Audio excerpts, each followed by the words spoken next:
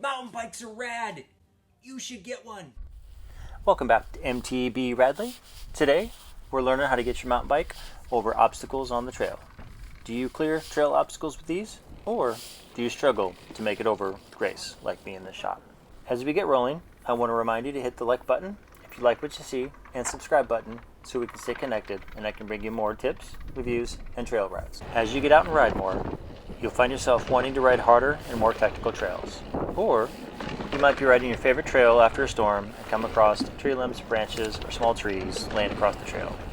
Today's skill is one you'll need to develop to help you clear trail obstacles like fallen limbs, small trees, rocks, or eroded trail features that require you to do more than just roll over the obstacle. Start easy, like I do in this video. Place something in the grass, your driveway, back alley, or a vacant parking lot, like a small limb, shovel handle, rolled up rug, or a piece of rope on the ground. You don't need something large in diameter, like a log or a 4x4, when you're first learning how to do this. Something as simple as a shoestring will allow you to work on the timing of your wheel lifts. A larger item may be harder to ride over if you don't get your timing right, and this may lead to a crash. Start with something small that your tires can roll over if you don't time your lift properly.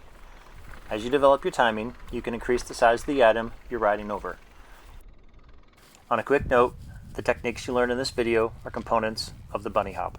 Mastering these techniques will help set you up for success when learning the bunny hop.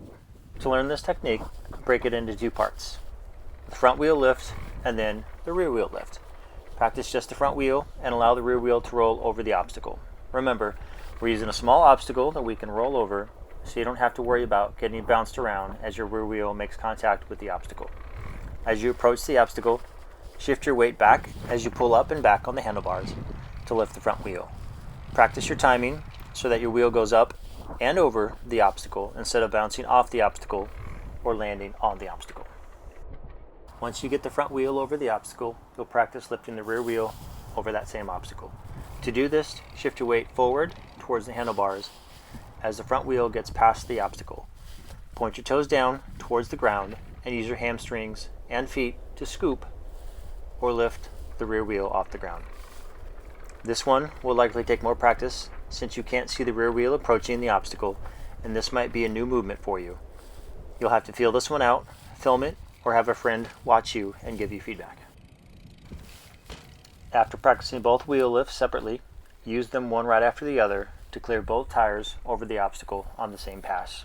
As you ride towards the obstacles, lift up on the handlebars and shift your hips backwards on the bike to use your weight to help you lift the front wheel. Once you get the front wheel over the obstacle, shift your weight forward towards the handlebars, point your toes down towards the ground, and use your hamstrings and feet to scoop or lift the rear wheel off the ground. You don't need a lot of speed for this. In fact, a slow roll is a good way to practice this and give you time to practice lifting the front wheel and scooping the rear wheel while working on your timing to lift both wheels at the right time. One of the best ways to get better at something is to practice it. Well-intentioned drills or practice sessions is an excellent way to build muscle memory and reinforce positive behaviors. A great way to get additional practice is to try this drill on actual trail features. Stop at any area of a trail that has a similar feature and practice this drill. In fact, stop at several different places where you can practice this drill. Each place will likely have an obstacle of a different size. This will force you to practice your wheel lifts and timing to match the different size trail features. This is a good thing.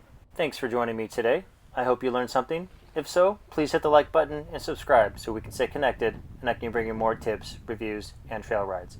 Until next week, I'll see you on the trail.